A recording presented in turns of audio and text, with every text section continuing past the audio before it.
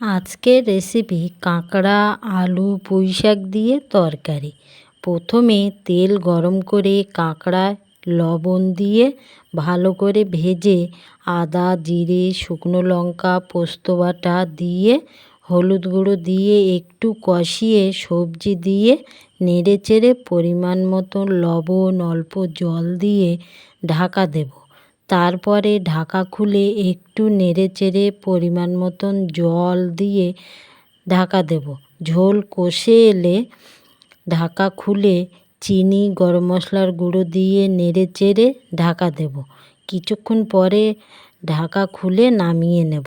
তোমাদের ভালো লাগলে লাইক কমেন্ট করে জানিও। ধন্যবাদ।